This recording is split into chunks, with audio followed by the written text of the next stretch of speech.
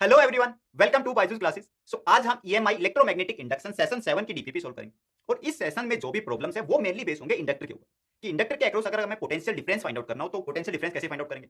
उसके अलावा अगर मुझे फ्लक्स गिवन हो तो उसको करंट से, इंडक्टर के करंट से या फिर इंडक्टेंस सेल्फ इंडक्टेंस से कैसे रिलेट करेंगे, या फिर इंडक्टर की एनर्जी अगर हमें फाइंड आउट करनी हो तो एनर्जी कैसे फाइंड आउट करेंगे। ठीक है, तो इन्हीं से रिलेटेड हम कुछ क्वेश्चन यहाँ पे सोल्व करने वाले। तो चलिए स्टार्ट करते हैं अपने पहले क्वेश्चन के साथ। अब देखो यहाँ पे आपसे इंडक्टेंस की एसआई यूनिट पूछी है और जो ऑप्शंस हैं उनमें ए ऑप्शन है वो वेबर की टर्म्स में गिवन है, यानी कि मुझे एक तो फ्लक्स से रिलेट करना है इंडक्टेंस को, और बी ऑप्शन को अगर मैं देखता हूं तो वो वोल्ट में है, यानी कि मुझे ईएमएफ से रिलेट करना है इंडक्टेंस को। ठीक है, तो दोनों चेक करेंगे हम। ठीक है, तो अगर मुझे फ्लक्स से रिलेट करना है तो मैं लिख सकता हूं कि n times phi is equals to L into I. तो यहां से एल की वैल्यू क्या आ गई, एल की वैल्यू आ गई N phi divide by I. अब एन तो है नंबर ऑफ टर्न्स, तो नंबर ऑफ टर्न्स की तो कोई यूनिट नहीं होगी। फाई की जो यूनिट है वो हो जाएगी वेबर, और आई यानी कि करंट की यूनिट होगी एम्पेयर। तो एक तो आ गई हमारे पास वेबर पर एम्पेयर, यानी कि ऑप्शन ए जो है वो तो करेक्ट है। ठीक है, अब सेकंड में क्या करना था, सेकंड में हमें ईएमएफ से रिलेट करना था। तो ईएमएफ और इंडक्टेंस का फॉर्मूला क्या होता है, ईएमएफ से अगर मैं रिलेट करना चाहूं तो ईएमएफ हो गया मेरा minus L D I by D T, यानी कि यहां से इंडक्टेंस मेरा क्या आ गया, वो आ गया minus E D T divided by D I. अब ई की यूनिट क्या होगी, ई की यूनिट होगी मेरे पास वोल्ट, टाइम की यूनिट हो गई सेकंड, और डिवाइड बाय करंट की यूनिट हो गई एम्पेयर। यानी कि मेरी दूसरी जो यूनिट आई वोल्ट्स की टर्म में वो आई वोल्ट सेकंड पर एम्पेयर, जो कि ऑप्शन बी में गिवन था, यानी कि ए और बी दोनों करेक्ट है, दोनों में जो यूनिट थी वो करेक्ट है। ठीक है, तो मतलब ऑप्शन सी जो है हमारा वो यहाँ पे करेक्ट हो जाएगा कि ए और बी दोनों करेक्ट है, यानी कि option C will be our correct answer. So यहाँ पे हमारे पास क्या है कि average EMF of 20 volts is induced. कितना ईएमएफ जो है वो आपका इंड्यूस हो रहा है जब इंडक्टर में करंट चेंज होता है। और करंट कहां से चेंज हो रहा है, इनिशियली उसके पास करंट जो था वो था 2.5, अब मान लो 2.5 जो है वो लेफ्ट से राइट डायरेक्शन में, तो फाइनली जो है वो हो गया 5.5 और अपोजिट डायरेक्शन, मतलब अब राइट से जो है वो लेफ्ट हो गया। ठीक है, और टाइम कितना लगा इस चीज में, इस चीज में टाइम लगा है 0.1 सेकंड। तो हमें फाइंड आउट करना है कि सेल्फ इंडक्टेंस क्या होगा। तो पहले मुझे ये बताओ कि इंड्यूस ईएमएफ क्या होगा इंडक्टर में अगर करंट चेंज होगा। तो इंड्यूस ईएमएफ को हम लिख सकते हैं ई जो होगा वो होगा minus L D I by D T. और मैं अगर सिर्फ मैग्नीट्यूड की, ठीक है, इंडूस ईएमएफ कितना हो गया, वो हो गया 20 इज इक्वल्स टू, अगर सिर्फ मैग्नीट्यूड की बात की जाए तो हम मैग्नीट्यूड लिख लेते हैं यहाँ पे एल इंटू डी आई की वैल्यू क्या होगी। अब देखो डी आई की वैल्यू यानी कि आई टू माइनस आई वन। अब आई टू को माइनस में क्यों रखा, आई टू को माइनस में इसलिए रखा क्योंकि इनिशियल के अपोजिट है, या तो आई वन को पॉजिटिव मान लो आई टू को नेगेटिव मान लो, या आई टू को नेगेटिव मान के आई वन को पॉजिटिव मान लो, एक ही बात है दोनों। ठीक है, यानी कि I one minus I two का अगर मैं सिर्फ मैग्नीट्यूड कंसीडर करता हूँ कि कितना चेंज हुआ, तो चेंज हुआ 8 एम्पेयर्स का, ना कि 3 एम्पेयर्स। ठीक है, तो ये गलती आपको नहीं करनी। तो चेंज हमारा हो गया 8 एम्पेयर्स का, और उस चेंज में टाइम जो है वो लगा 1 सेकंड, 0.1 सेकंड। एल की वैल्यू क्या आ गई, यहाँ से एल की वैल्यू आ गई 2 डिवाइड बाई 8, यानी कि 1/4, या फिर मैं लिख सकता हूँ 0.25 हेनरी, यानी कि 1/4 या फिर 0.25 will be our correct answer, और इसमें गिवन है 0.25। Option C will be our correct answer. So यहाँ पे हमारे पास क्या है कि एक कॉइल है जिसका सेल्फ इंडक्टेंस हमें गिवन है 8 मिली हेनरी। अब इस कॉइल में अगर 5 milli amperes of current flow कर रहा हो तो हमें फाइंड ये करना है कि magnetic flux per unit turn, यानी कि एक सिंगल टर्न में मैग्नेटिक फ्लक्स कितना होगा अगर टोटल नंबर ऑफ टर्न्स जो है वो मेरे पास 100। ठीक है, तो सेल्फ इंडक्टेंस का फॉर्मूला हमने देखा था, तो सेल्फ इंडक्टेंस फॉर्मूला क्या आया था, वो आया था L equals to N into phi divide by I. अब अगर आप मैं पूछूं कि यहाँ पे फाई जो है वो किस चीज को डिनोट कर रहा है, वो किसका फ्लक्स है, तो यहाँ पे जो फाई है वो एक सिंगल टर्न का फ्लक्स है, इसीलिए हमने उसको टोटल नंबर ऑफ टर्न से मल्टीप्लाई किया था ताकि हमारे पास टोटल फ्लक्स आ सके। ठीक है, यानी कि यहाँ पे जो फाई है वही हमें फाइंड आउट करना है, जो कि हमारा फ्लक्स पर यूनिट टर्न्स। ठीक है, तो फाइंड आउट करो, तीनों की वैल्यू आपके पास मेंशन है, तो ये हो गया 8 into 10 to the power minus 3, current हो गया 5 into 10 to the power minus 3, और नंबर ऑफ टर्न्स हो गया 10 टू द पावर 2। तो ये कितना आ गया, ये आ गया 43678 10 टू द पावर माइनस 8, या फिर लिख सकते हो 4 into 10 to the power minus 7, और यूनिट्स हो जाएगी वेबर। ठीक है, तो हमारा आंसर आ गया 4 into 10 to the power minus 7, जो कि बिल्कुल करेक्ट है। ऑप्शन चेक करो, 4 into 10 to the power minus 7 given है ऑप्शन बी में, यानी कि option B will be our correct answer. So यहाँ पे हमारे पास क्या गिवन है कि plot of magnetic flux versus current is shown below. Flux और करंट का एक ग्राफ हमें गिवन है, और हमें फाइंड आउट करना है कि सेल्फ इंडक्टेंस ए का ज्यादा है या बी का ज्यादा है, जैसा मैं ऑप्शंस में देख पा रहा हूँ।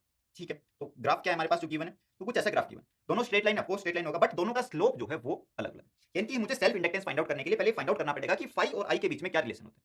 तो फाई और आई के बीच में क्या रिलेशन था, तो फाई इज इक्वल टू हमारा था एल टाइम्स आई, और एल जो है यहाँ पे सेल्फ इंडक्टेंस था। ठीक है, तो एल क्या हो गया, एल हो गया फाई बाई आई, यानी कि ये हो गया स्लोप इसका स्ट्रेट लाइन का। तो जिसका स्लोप ज्यादा उसका एल ज्यादा। अब स्लोप किसका ज्यादा है, स्लोप मुझे पता है कि ए का स्लोप जो है वो बी से ज्यादा है, क्योंकि ए का जो एंगल है थीटा ए वो थीटा बी से ज्यादा। ठीक है, अब ए का अगर स्लोप ज्यादा है इसका मतलब ए का इंडक्टेंस भी ज्यादा हो गया, सेल्फ इंडक्टेंस। तो ए का सेल्फ इंडक्टेंस ज्यादा है बी से, बिल्कुल सही है हमारा। और ऑप्शंस देखो, ऑप्शन ए में ही मेंशन है कि self inductance of A is greater than self inductance of B, यानी कि option A will be our correct answer. So यहाँ पे हमारे पास क्या गिवन है, the circuit shown in the figure is a part of big network, यानी कि हमारे पास एक इनिशियली बहुत बड़ा नेटवर्क था, उसके हमने कोई दो पॉइंट्स चूज किए ए और बी, और उनके बीच में जो सर्किट है वो हमने यहाँ पे शो कर दिया। ठीक है, बाकी इसके बाहर क्या है वो हमें नहीं पता, और हमें उससे मतलब भी नहीं।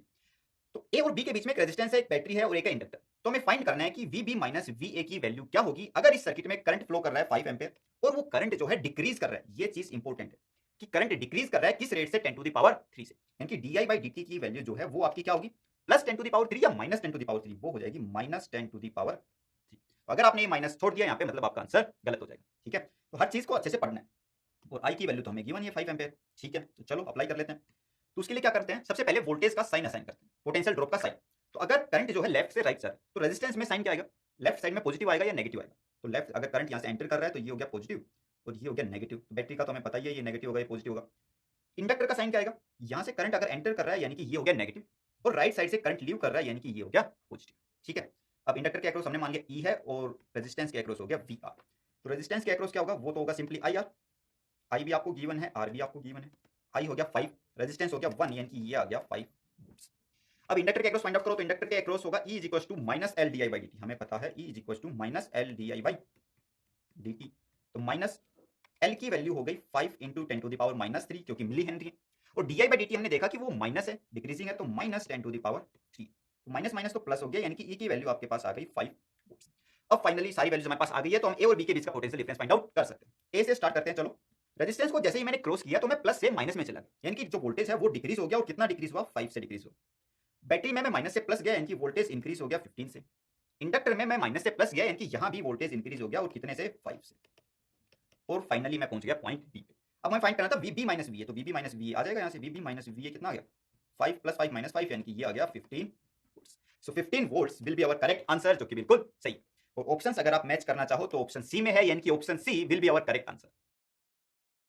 सो यहाँ पे हमारे पास क्या गिवन है कि एक AB ब्रांच है ऑफ सर्किट, ये किसी भी सर्किट का हमने केवल एक ब्रांच कंसीडर किया है। ठीक है, और इसमें करंट जो फ्लो हो रहा है वो है 10t प्लस 5, यानी कि टाइम के साथ करंट चेंज हो रहा है। ठीक है, अब बोल रहा है कि at time t is equal to 0 the potential difference between points A and B की वैल्यू क्या होगी, VA माइनस VB हमें फाइंड आउट करना है। ठीक है, तो VA माइनस VB हम फाइंड आउट कर सकते हैं, ये कुछ ऐसे करंट फ्लो कर। तो अगर करंट की डायरेक्शन A से B में है तो क्या आप मुझे बता सकते हैं कि रेजिस्टेंस पे वोल्टेज की पोलैरिटी क्या आएगी। करंट की डायरेक्शन इधर है तो ये आएगा पॉजिटिव और ये आएगा नेगेटिव। इंडक्टर पे कैसे आएगी, अब इंडक्टर पे आप दो तरीके से कर सकते हो, या तो आप इंड्यूस ईएमएफ का मैग्नीट्यूड फाइंड आउट कर लो, सिर्फ कि उसका कितना मैग्नीट्यूड इंड्यूस हुआ है, और D I by D T की मदद से आप प्लस माइनस असाइन करो। या फिर अगर आप सिंपली यही यूज कर रहे हो कि E is equal to minus L D I by D T, तो इस E की पोलैरिटी क्या होगी, इस E की सेम पोलैरिटी होगी जो करंट की डायरेक्शन में। अगर करंट इधर जा रहा है तो ये हो जाएगा नेगेटिव, ये हो जाएगा पॉजिटिव। आई बात समझ में। E is equal to minus L D I by D T, इसका जो भी प्लस माइनस आपका जो भी आता है आप as it is answer calculate कर लो, और पोलैरिटी ऐसे असाइन कर दो कि जिस साइड से करंट एंटर कर रहा है वो हो गया नेगेटिव, और जहां से करंट लीव करेगा वो हो गया पॉजिटिव, और इन दोनों के बीच का ईएमएफ हो गया E। ठीक है, यहाँ पे हो जाएगा आई आर, और इसका हमें पता ही है जो कि हो जाएगा 10। ठीक है, तो अगर time t is equal to 0 की बात की जाए तो E क्या हो जाएगा, E हो जाएगा माइनस एल, एल की वैल्यू थी 1, और D I by D T अगर हम कैलकुलेट करें तो वो आ गया 10, यानी कि E की वैल्यू आ गई माइनस 10 वोल्ट। अब अगर मैं वोल्टेज अक्रॉस रेजिस्टेंस की बात करूं तो वो हो जाएगा आई आर। करंट की वैल्यू क्या है, करंट की वैल्यू है 10t प्लस 5, बट हमें फाइंड करना है t इज इक्वल टू 0, यानी कि करंट की वैल्यू हो गई सिर्फ 5। तो करंट की वैल्यू हो गई 5, रेजिस्टेंस की वैल्यू हमें गिवन है 3, तो ये हो गया voltage drop across the resistance. ठीक है, अब अगर मैं ए से स्टार्ट करता हूं तो मेरा हो गया VA, रेजिस्टेंस के अक्रॉस प्लस से माइनस गया तो वोल्टेज ड्रॉप हो गया माइनस VR ड्रॉप हो गया। ठीक है, अब इंडक्टर में मैं माइनस से प्लस जा रहा हूं यानी कि वोल्टेज इंक्रीज हो रहा है, और कितना इंक्रीज हो रहा है, E से इंक्रीज हो रहा है। बैटरी में मैं नेगेटिव से पॉजिटिव जा रहा हूं तो अगेन वोल्टेज इंक्रीज हो रहा है, और ये आ गया इक्वल्स टू VB। ठीक है, अब VA minus VB find out कर लो, बाकी सारी वैल्यूज आपने कैलकुलेट कर ली। तो ये हो गया VA minus VB is equals to minus 10, ये E इधर आके माइनस हो गया, और E की वैल्यू माइनस 10, बस माइनस माइनस का ध्यान रखना है। ठीक है, ऐसी छोटी छोटी गलतियां नहीं करनी। तो ये इधर आके प्लस हो गया, रेजिस्टेंस की वोल्टेज आ गई हमारे पास 15, तो अगर आप आंसर कैलकुलेट कर कितना हो गया, ये हो गया 15 25। ठीक है, तो कैंसिल हो गया, यानी कि simply 15 volts will be our answer. ठीक है, तो चलो चेक करो, 15 वोल्ट्स बिल्कुल सही आंसर है। ऑप्शन अगर हम चेक करना चाहें तो ऑप्शन ए में गिवन है, यानी कि option A will be our correct answer. So यहाँ पे हमारे पास क्या है कि एक सर्किट है जिसमें एक इंडक्टर है, एक बैटरी है, और तीसरा जो है वो वेरिएबल रेजिस्टेंस, यानी कि इसकी वैल्यू जो है वो चेंज हो सकती है। अब बोल रहे हैं कि अगर मैं इस स्लाइडिंग कॉन्टैक्ट को, यानी कि ये पिन को यहाँ से राइट साइड में स्वाइप करता हूँ कुछ इस तरीके से, ये राइट में चला गया, और जैसे ही ये राइट में चला गया मतलब जो रेजिस्टेंस की वैल्यू है वो इंक्रीज हो गई, यानी कि सर्किट का रेजिस्टेंस इंक्रीज हो गया। ठीक है, तो हमसे बोला है कि अगर इस इंस्टेंट पे इसकी वैल्यू 12 ओम है, इस रेजिस्टेंस जो भी सर्किट के अंदर है उसकी वैल्यू 12 ओम है, तो फाइंड करो कि आई की वैल्यू क्या होगी जो सर्किट में फ्लो कर रहा है। ठीक है, और आई की आपको कोई फिक्स वैल्यू नहीं गिवन है, ग्रेटर देन, लेस देन या इक्वल टू बतानी है आपको 0.5। ठीक है, तो कैसे करेंगे इसको, इसको करने के लिए देखो, अगर मैं रेजिस्टेंस की वैल्यू इंक्रीज कर रहा हूं तो इतना तो मतलब है कि करंट जो है वो डिक्रीज करेगा, यानी कि D I by D T की वैल्यू जो है वो नेगेटिव होगी, इतना तो मुझे पता है। ठीक है, अब D I by D T की वैल्यू फाइंड आउट करो, तो डी आई अगर मैं इसका ईएमएफ ई मानता हूं और करंट की डायरेक्शन को ये मानता हूं पाई, तो ईएमएफ का साइन क्या हो जाएगा, इधर आएगा माइनस, इधर आएगा प्लस। जहां से करंट एंटर करेगा इंडक्टर में वो होगा माइनस, और जहां से लीव करेगा वो होगा प्लस, और इसकी वैल्यू क्या होगी, ई की वैल्यू होगी minus L D I by D T. ठीक है, अब रेजिस्टेंस में करंट यहां से आ रहा है तो ये पॉजिटिव हो जाएगा, रेजिस्टेंस में जहां से एंटर करेगा वो वैल्यू पॉजिटिव होगी, और यहां से लीव करेगा यानी कि ये हो गया नेगेटिव। अब केवीएल लगा दो इसमें, अगर मैं केवीएल अप्लाई करता हूं तो क्या हो गया, यहां से स्टार्ट करते हैं। चलो, यहां से बैटरी को मैंने क्रॉस किया तो प्लस 6 आ गया, इंडक्टर को क्रॉस किया तो प्लस ई आ गया, और रेजिस्टेंस को क्रॉस किया तो कितना आ गया, माइनस ई आर आ गया, और ये होगा इक्वल्स टू 0। ई की वैल्यू पुट करो इसमें, ई की वैल्यू हो गई माइनस एल, एल की भी वैल्यू पुट कर देते हैं। चलो, एल की वैल्यू है 20 मिली हेनरी, यानी कि 20/100 into D I by D T, minus I into resistance की वैल्यू है 12 इज इक्वल्स टू। ठीक है, अब हमें क्या पता है, हमें पता है कि D I by D T negative है, तो यहाँ से D I by D T की वैल्यू कैलकुलेट करो जरा। D I by D T की अगर मैं वैल्यू कैलकुलेट करता हूँ तो ये आता है 6 minus 12i is equals to 0.02 into D I by,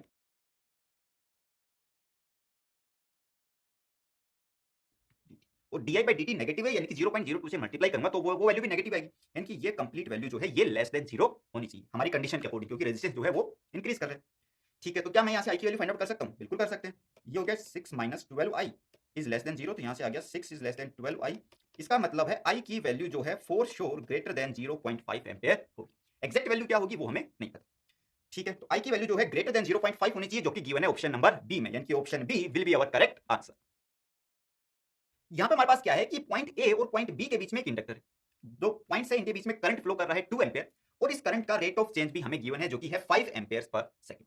ठीक है, हमसे पूछा है कि ए माइनस वीबी की वैल्यू क्या होगी, तो वी ए माइनस वीबी के बीच में सिर्फ एक इंडक्टर है, और इंडक्टर के अक्रॉस जो वोल्टेज ड्रॉप होगा वो हमें पता है कि E is equal to minus L D I by D T होता है। बट इस ई की पोलैरिटी क्या होगी, यानी कि राइट साइड में अगर मैं बात करूं पॉइंट बी के साइड, तो पॉइंट बी के साइड मुझे प्लस लिखना चाहिए या माइनस लिखना चाहिए, इसके according E is equal to minus L D I by D T. इसके अकॉर्डिंग पॉइंट बी यानी कि जहां से करंट लीव कर रहा है वो पॉइंट होगा पॉजिटिव, और जहां पे करंट एंटर कर रहा है वो पॉइंट हो जाएगा हमारा नेगेटिव। ठीक है, और इसके अक्रॉस पोटेंशियल ड्रॉप हो गया ई। अब अगर ए से मैं बी जा रहा हूं तो मेरा हो गया वी ए। जैसे ही मैंने इंडक्टर को क्रॉस किया तो वोल्टेज जो है माइनस से प्लस गया मैं, तो मतलब वोल्टेज इंक्रीज हो गया, और कितना इंक्रीज हुआ, ई से इंक्रीज हुआ, तो ये हो गया plus E is equal to point B पे पहुंच गया, तो वो हो गया पॉइंट बी का पोटेंशियल। ठीक है, यानी कि वी ए माइनस वीबी की वैल्यू आ गई आपके पास माइनस ऑफ ई, और ई की वैल्यू है minus L D I by D T, यानी कि ये हो गया L by L into D I by D T. ठीक है, तो वैल्यू पुट करो, D I by D T की वैल्यू और एल की वैल्यू दोनों की हमें गिवन है, एल है 2, D I by D T given है 5, यानी कि ये हो गया 10 वोल्ट्स, यानी कि 10 volts will be our final answer. Answer check करो, बिल्कुल सही है हमारा आंसर। ऑप्शन भी मैच करना चाहें तो ऑप्शन ए में गिवन है, यानी कि option A will be our correct answer. यहाँ पे हमारे पास देखो एक नेटवर्क है, कोई भी सर्किट है, उसका कुछ पार्ट गिवन है, यानी कि पॉइंट ए और पॉइंट बी के बीच में जो कनेक्शन है सिर्फ उतना ही गिवन है, बाकी का क्या है वो नहीं गिवन है, और हमें उससे मतलब भी नहीं। हमें फाइंड करना है कि पॉइंट ए और बी के बीच में पोटेंशियल डिफरेंस कितना होगा, और इसके बीच में 3 एलिमेंट्स कनेक्ट है, एक है इंडक्टर, दूसरा है रेजिस्टेंस, और तीसरी है एक बैटरी 10 वोल्ट्स की। ठीक है, चलो तो पहले तो पोलैरिटी असाइन करते हैं। तो अगर करंट जो है लेफ्ट से राइट में जा रहा है तो मुझे बताओ कि इंडक्टर के अक्रॉस पोलैरिटी में कैसे असाइन करूं, यानी E is equal to L D I by D T की पोलैरिटी कहां होगी, minus L D I by D T. तो करंट एंटर कर रहा है यहाँ नेगेटिव, जहां पे लीव कर रहा है वहां पे पॉजिटिव, रेजिस्टेंस में जहां पे करंट एंटर कर रहा है वो पॉजिटिव, ये हो गया नेगेटिव, और बैटरी का तो हमें शोन है। ठीक है, अब इक्वेशन लिखो, तो वी ए जैसे ही मैंने इंडक्टर को क्रॉस किया तो वोल्टेज इंक्रीज हो गया, कितने से इंक्रीज हुआ, वो हो गया प्लस ई से। ठीक है, जैसे ही मैंने वोल्टेज को क्रॉस किया तो मैं प्लस से माइनस गया, प्लस से माइनस गया, यानी कि वोल्टेज डिक्रीज हो गया, और कितने से आई आर से। उसके बाद बैटरी में मैं प्लस से माइनस जा रहा हूँ, यानी वोल्टेज डिक्रीज हो रहा है, माइनस 10 इज इक्वल टू मैं पहुंच गया अब पॉइंट पी। और आपको क्या फाइंड करना था, हमें फाइंड करना था V A minus V B, जो कि हो गया 10 plus I R minus E. अभी वैल्यूज पुट करो तो ये हो गया 10, आई की वैल्यू गिवन है 2, आर की वैल्यू गिवन है 3, माइनस माइनस ये हो गया प्लस, एल की वैल्यू है 2 into D I by D T आपको गिवन है 3, यानी कि आपके पास आंसर कितना आ गया, ये आ गया 6 प्लस 6 12, यानी कि आपका फाइनल आंसर जो है यहाँ से वो आ गया 22 वोल्ट्स, यानी कि ए और बी, वी ए माइनस वीबी की वैल्यू जो है वो आएगी प्लस 22 वोल्ट्स। प्लस माइनस की गलती नहीं करनी है, हर बार बोलता हूँ मैं आपको। तो ये आ गया हमारा आंसर जो कि ऑप्शन सी में गिवन है, यानी कि option C will be our correct answer. यहाँ पे हमारे पास क्या गिवन है कि एक सोलिनोइड है, और उसके अंदर जो करंट फ्लो कर रहा है वो हमें गिवन है 1 एम्पियर। ठीक है, उसकी रेडियस भी गिवन है, number of turns per unit length भी गिवन। आपसे पूछा है कि find the magnetic energy stored in each metre, यानी कि मैग्नेटिक एनर्जी एक मीटर लेंथ में कितनी स्टोर होगी वो हमें फाइंड आउट करना है। तो अगर मैं एनर्जी स्टोर का फॉर्मूला इंडक्टर वाला अप्लाई करता हूं कि हाफ एल आई स्क्वायर, तो आई तो मुझे पता है, बट दिक्कत ये है कि इंडक्टेंस इसका हमें गिवन नहीं है, और इंडक्टेंस के लिए फॉर्मूला हमारे पास था N phi divided by I. तो वहां से भी अगर मैं इंडक्टेंस फाइंड आउट करने की कोशिश करता हूं तो वहां भी मेरे पास फाई की वैल्यू नहीं। ठीक है, मतलब कुछ और सोचना पड़ेगा। तो क्या आपको याद है कि हमने एक फॉर्मूला ट्राई किया था जो था magnetic energy per unit volume, total energy एक यूनिट वॉल्यूम में कितनी स्टोर होगी मैग्नेटिक फील्ड के लिए, ये हमने ड्राइव किया था। क्या आया था वो फॉर्मूला, वो फॉर्मूला आया था half B square by mu naught. अगर एक यूनिट वॉल्यूम में इतनी एनर्जी स्टोर है तो क्या मैं फाइंड आउट कर सकता हूं कि 1 मीटर ऑफ सोलिनॉइड में कितनी एनर्जी स्टोर होगी, क्योंकि मैं उस 1 मीटर सोलिनॉइड का एरिया फाइंड आउट कर सकता हूं। आपको लेंथ हो गई 1 मीटर और रेडियस गिवन है, यानी कि मैं एरिया क्रॉस सेक्शन वहां से कैलकुलेट कर सकता हूं। तो हमारा आंसर आ जाएगा। ठीक है, तो प्लान तो रेडी हो गया, एग्जीक्यूट करते हैं। तो प्लान ये है कि जो डी है यानी कि मैग्नेटिक फील्ड इनसाइड सोलिनॉइड वो होगा म्यू नोट एन आई। ठीक है, अगर मैं पर यूनिट वॉल्यूम एनर्जी की बात करता हूं तो वो मेरी हो जाएगी half B square by mu naught, और टोटल एनर्जी हो जाएगी, इसको मल्टीप्लाई कर दो यूनिट लेंथ के वॉल्यूम से। ठीक है, तो ये हो गया half B square by mu naught into volume हो जाएगा एल, जिसकी वैल्यू गिवन है हमें 1 metre, into pi R square, और आर भी गिवन है 2 सेंटीमीटर, यानी कि फाइनली आपके पास जो एनर्जी है वो आएगी mu naught N I square divide by 2 mu naught into pi R square into L. अब सभी वैल्यूज आपको गिवन है। म्यू नोट की वैल्यू रहेगी 4 pi into 10 to the power -7, N की value number of turns per unit length आपके पास given है। ठीक है, आई की वैल्यू भी हमें गिवन है 1 एम्पीयर, आर की वैल्यू भी गिवन है 2 सेंटीमीटर, यानी कि फाइनली हम अपना आंसर कैलकुलेट कर सकते हैं। तो अगर आप ये वैल्यूज इसमें पुट करते हो और कैलकुलेट करते हो तो आपके पास एनर्जी की वैल्यू जो आएगी वो आएगी 7.9 into 10 to the power -4 joules. ठीक है, तो ये हमारा करेक्ट आंसर होना चाहिए, और अगर ऑप्शन चेक करें तो ऑप्शन डी में गिवन है, यानी कि option D will be our correct answer.